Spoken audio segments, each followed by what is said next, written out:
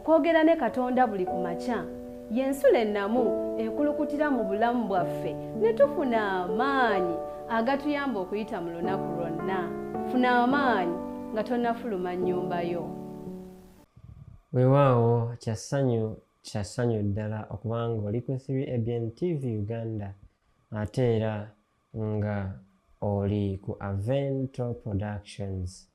Weewaawo nkyali naawe okuweereza era nga nze Muyinza Edison Kizza okuviira ddala wano ku Avento Media Uganda ate era ne ku Kabulengwa English Sabbath School, Kampala Central Church, Kampala A District, Kampala Metropolitan Zone, Central Uganda Conference, Uganda Union Mission.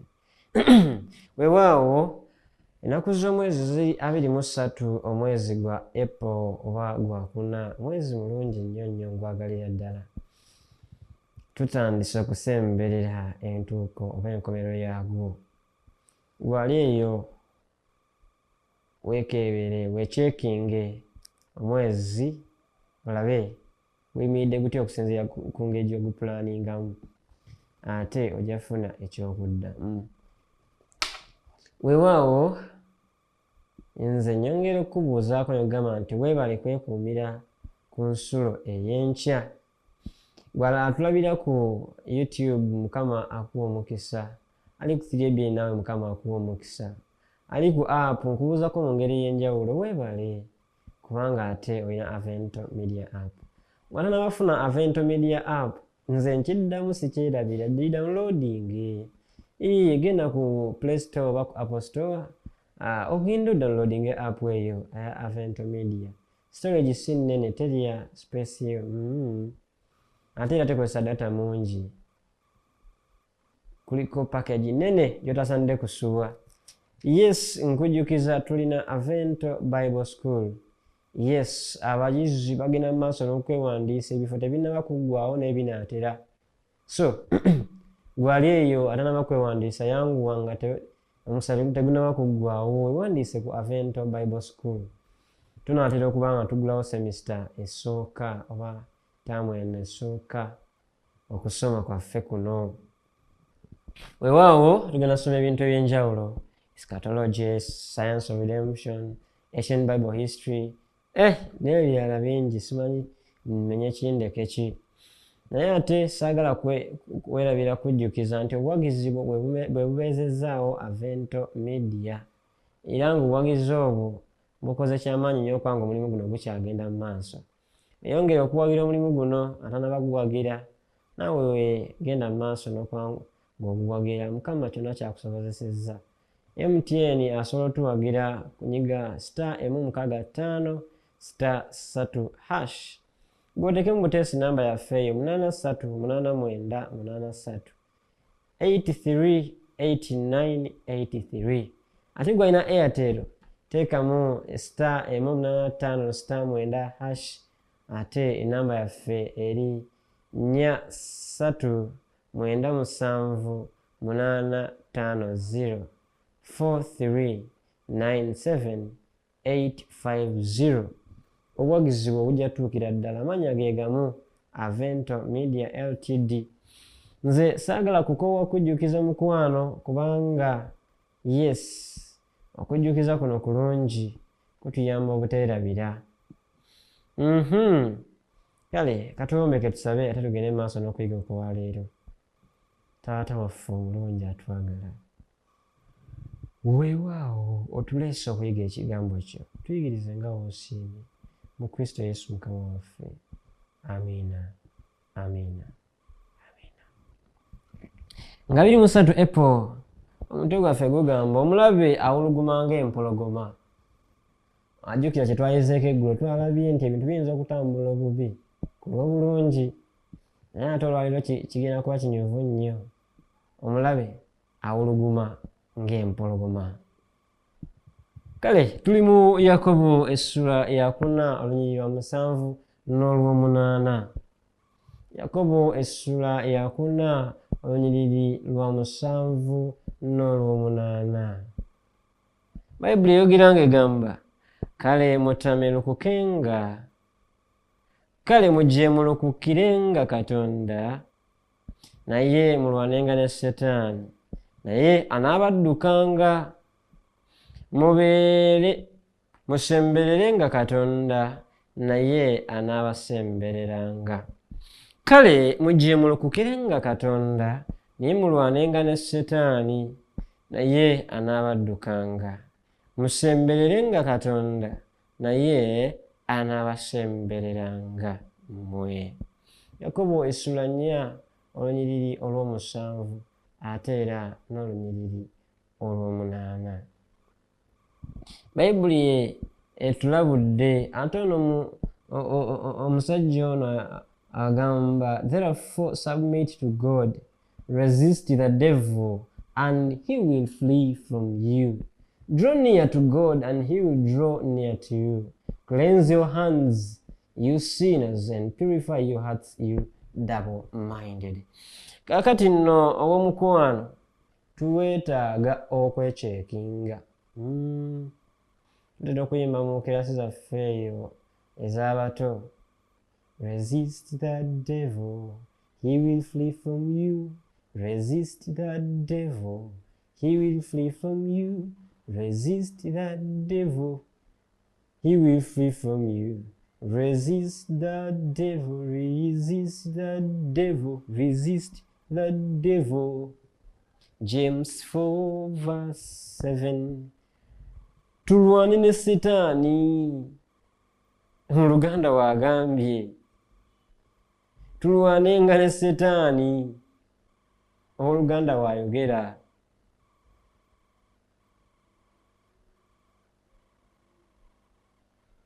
Resist kitegeeza kulwanyisa ekintu nga kigezaako okujja naye nga okiremesa. That is what we call to resist. Kyetuyita okulemesa, okugaana.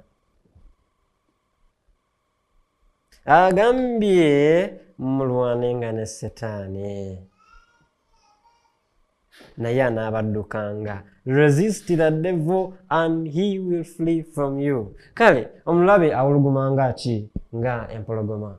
Tugende mu maaso. Omulabe ye muntu aba n'obukyayi ku mutima gwe era ng'agenderera okukutuusaako obulabe. Gwe tuyita omulabe. Nga kwegamba alina ekifubitizi, alina enge, alina tuliyita ekkonda, ng'alina akasajja ku mutima, ng'akulinako obukyayi. Era nga mu kupulaninga kwe kwonna mu nteekateeka ze ayagala kukutuusaako bulabe, ayagala kukutuusaako buzibu. Omulabe nno olw'ekiruubirirwa kye eky'obujja ayinza mu bugenderevu okukuleetera okuwulira obubi oba okukunyiiza. Gwe tuyita omulabe gwe ndimu kwogerako. Tapulanningako kukusanyusa nedda. Ye buli w'alowooza alowooza kukukola bubi, alowooza kukufuna kulaba kikunyiiza, afuba kulaba nga akuleetera okuwulira obubi. Weekyange weekyawe.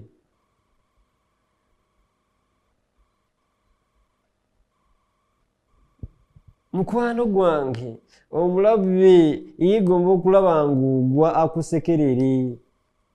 Bino muyemulujje gwe tubogerako yayitibwa omulabe. An enemy, an adversary. Gwe tuyita omulabe. Mukwano gwange ali eyo. Setaani ye mulabe w'abaana ba Katonda. Si muntu yenna neyibawo gubadde walana. Simanya wakumeti wo atakwagaliza. Simanya gundi w'ekibiina ky'ebyobufuzi gw'otayagala. Simanya gwanga gundi gw'otayagala. Oyo si ye mulabi wo omalira ebiseera gye bitafunira. Omulabi wo ng'omwana wa Katonda ye Setaani. Era buli lwogezaako okufuula banno abalabi bo ofundikira naawe ofuuse ejenti we. Nti nze gundi kigundi w'ekiti simwagala. Naawe ofuuse omulabe. Omulabe ye Setaani. kati nawe buli wogezaako okubanga olina gw'otayagala, olina gw'otasanyukira, olina kwigamba nga olina gw'obuula, oba ofuuse setaani mu bufunze. Omulabe awuluguma ng'empologoma. Saagala okyerabira ekyo. Bayibuli egamba Peetero ekisooka gye njagala nkusomere essula eno ey'okutaano olunyiriri lw'omunaana nti be sober, be vigilant, because your adversary the devil walks about like a roaring lion, seeking whom he may devour. Nti mutamirukukenga, mutunulenga, omulabe wammwe Setaani atambula ng'empologoma ewuluguma ng'anoonya gw'anaalya. Be sober. Tamirukuka. Ekigambo soba kikozesebwa ku muntu anywedde omwenge, for example ng'ali awo tategeera bulungi n'entambula ze zonna tezigatta, ng'ali awo kwegamba bimusobedde tamanyi kyazzaako, tali mu nnomo. Soba abeere soba. Mu Luganda kuyita kutamirukuka. Tamirukuka. Omuntu agamba nti beera soba, omanya oli mu state eyo. Omulabe Setaani ye ali siriyasi. Amaanyi agataddeku nesse kusinziira yenna, naye gwe gwalwanyise oli awo. Bannange ate kati muganda wange ne mwannyinaze temuli byakuzannya. Omulabe gwe tulwanyisa si wa kindagateni, si wa nassale. Omulabe alina working experience of 6,000 years.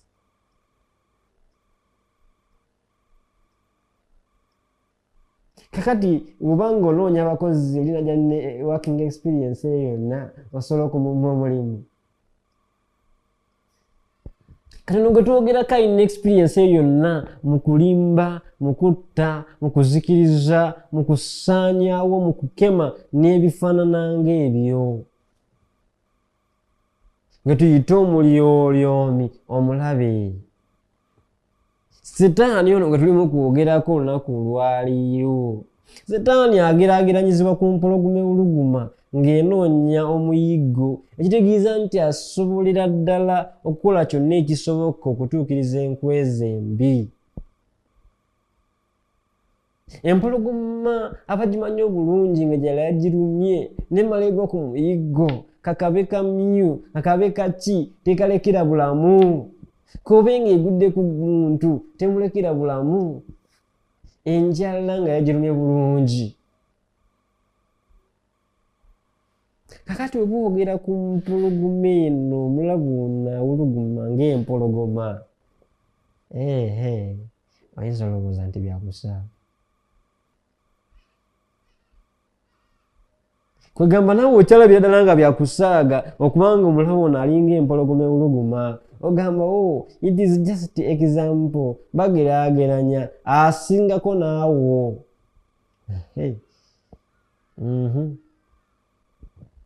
They could not get a perfect example to fit in this man, this adversary.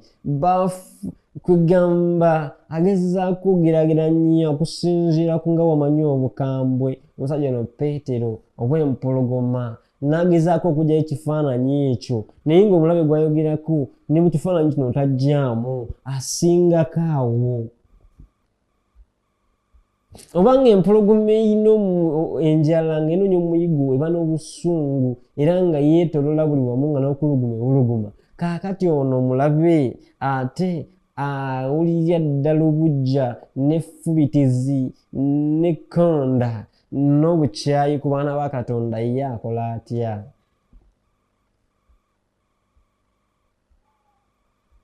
Simanyi oba okirowoozaako. Mu ngeri y'amagezi gali ge twayogerako, magezi ga Kristo.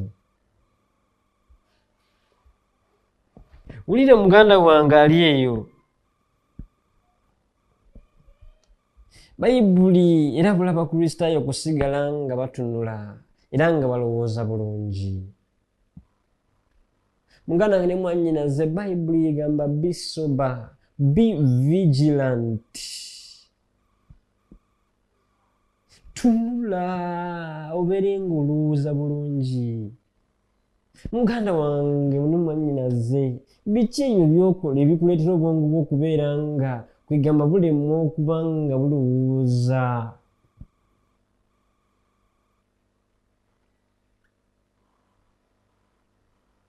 Oyinza okuba nga state gy'olimu obwongo bwonoonye obutaddemu kasasiro, tokyasobola kukola decision, tokyasobola kukola sound decision.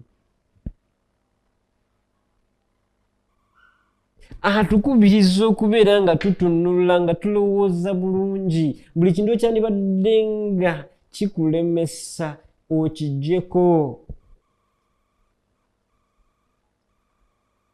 Ye Pawulo mu Waebbulaniya akyogera ng'era akirambika lunye mu ssula eno ey'ekumi olunyiriri olusooka agamba, therefore we also, since we are surrounded by so great a cloud of witnesses, let us lay aside every weight and the sin which so easily ensnares us, and let us run with endurance the race that is set before us. Let us lay aside every weight and sin which so easily ensnares us.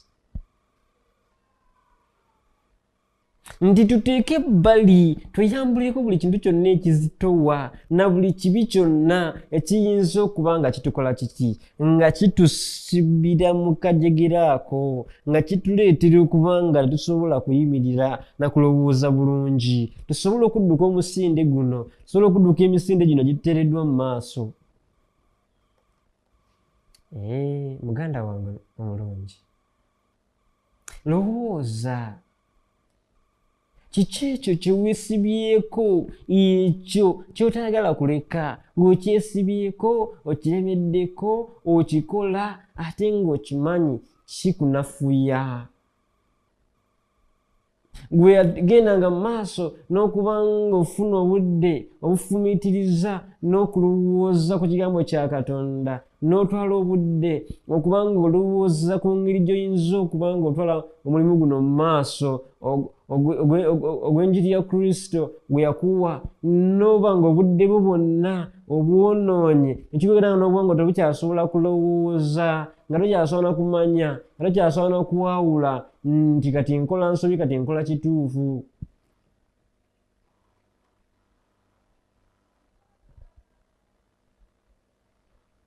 Muganda wange ne mwannyinaze, kantu katono nnyo ke kaviirako obwongo bwo okuba nga bukyamizibwa. Nkimanyi omanyi ebikkwatako, nange mmanyi ebinkwatako. Kiki ekyo? Kiki ekyo ekikumalidde obudde ne kikutta ebirowoozo byo ne bibeera nga biri diverted, nga ne wewulira tokyasobola na kutegeera? Tuli twayiga amasanyu n'ebinyumu. Omulabe awulugumanga empologoma gye tuli mu kuyigako olwaleero. Omulabe alina obutego bungi bw'ateze gwe bwakukwatiddemu n'obeera musanyufu nnyo n'ogamba waawo nze ndi mukristaayo. Naye nga ye agamba yes. Alina obutego bungi, tugambye nti tulina okusigala nga tutunula era nga tulowooza bulungi, kubanga ayinza okuba akuteeza akatego ako nga tonnakalaba, nga wakaguddemu dda, nga totunula, akusanze oli offside, oli off guard. Tunula mukwano. Be vigilant. Be vigilant. Weegendereze, weetegereze, tunula olabe. olowoozeemu kyokola Mukama yakuwadde omukisa okukikola. Kyokola ddala ddala Mukama kimuweesa ekitiibwa. Ekyo kyokola ddala ddala kikusembeza kumpi ne Kristo, kubanga mu byonna Katonda ayagala tukole ebigenda okumuweesa ekitiibwa n'okumugulumiza.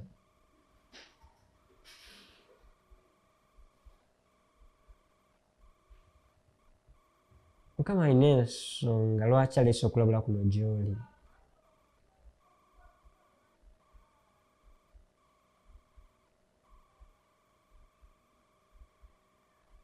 Okulabula kuno kuzze gy'oli lwa nsonga.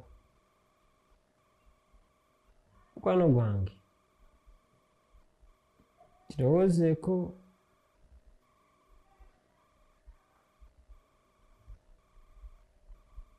Si kubanga omulabe akuwangula.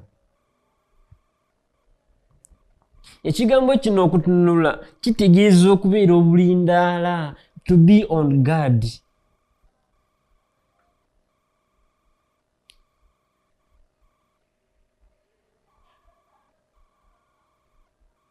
Twayimbanga akayimba, tukayimba eyo mu kirasi zaffe ez'abato. There is a castle inside of us. It is a castle of our hearts. And Jesus wants to sit upon the throne and give us grace and power and strength. So be on guard, guard the gates leading into your soul. So be careful what you see and smell and hear, what you touch, what you eat, what you smell and you see. So be on guard, guard the gates, night and day. Guard those gates. Waliwo gate Sitaani zaayingiriramu. Ng'ogamba resist the devil nti lwana ne Sitaani nga naye gate nzigule. Toyinza kubanga olwanyisa mulabe ayagala kuwamba bwakabaka ng'olese emiryango miggule n'ogamba nti oyo mulwanyisa. Tulina geeti ezisookerwako 3 oba 4 5. Tulina etuyita the eye gate. Amaaso gano Pathfinder tugamba I honor Christ in what I choose to behold. Nti ngenda kuweesa Kristo ekitiibwa mu ebyo bye nsalawo okutunuulira oba okulaba. Naawe simanyi oba kwe kusaba kwo n'okusalawo kwo nti Kristo ye Zabuli omuddu wa Mukama Dawudi agamba I will set no wicked thing before me. Sigenda kuteeka kisittaza oba kya muzizo mu maaso gange. Kyo sigenda kukitunulako nedda. Tuyina gate ey'amatu, the ear gate. Omwo tuyingiriza bye tuwulira okuva mu anga ez'enjawulo. Biki by'owuliriza? Biki by'owuliriza? Mukwano gwange oyinza okuba ng'owuliriza ebigenda okuleetera Sitaani okuyingira. Ng'omulyango olese muggule. Alina full access. Oh mukwano. I honor Christ in that which I choose to listen to. Nti ngenda kuweesa Kristo ekitiibwa mu ebyo bye nnondawo okuwuliriza. Era Kristo tumuweesa ekitiibwa mu mbeera zonna ez'obulamu. Omulabe awuluguma ng'empologoma. Ekibuuzo kiri nti omulyango muggule olese omulabe ayingire oba ogaddewo tagenda kuyingira. Mulwane ne Sitaani era n'abaddukanga. Resist the devil and he will flee from you. Nsaba Mukama akuwa omukisa. Nsaba Mukama akuwa omukisa. Obeere ng'otunula era ng'osaba osobole okuwangula omulabe. Katusabe. Kitaffe omulungi weebale. Nsaba otusaasire. Omulaba ono ataddewo avenues, tumuwadde avenues nnyingi mwayinza okuba ng'ayita. Tulese emiryango nga miggule nga tulowooza tulwana n'omulabe naye nga tuli mu kwerwanyisa ffekka. Tufundikira nga tuwanguddwa. Naye nga tutegekedde Mukama katuzibe emiryango egyo katugigale tulyoke tweweeyo gy'oli naawe onaatuyambanga. Weewaawo tubeere otuze bulijjo tuwanguze bulijjo tulyoke tusaanire okusisinkana mu maaso go oli bw'okomeza obwakabaka bwo. Tubeere ng'okusima kwe kuli mu Kristo Yesu omulokozi waffe. Amiina, amiina, amiina. Mukama akukuume era akuwe omukisa. Okwogera ne Katonda buli ku makya y'ensula ennamu ekulukutira mu bulamu bwaffe ne tufuna amaanyi agatuyamba okuyita mu lunaku lwonna. Funa amaanyi nga tonnafuluma nnyumba yo.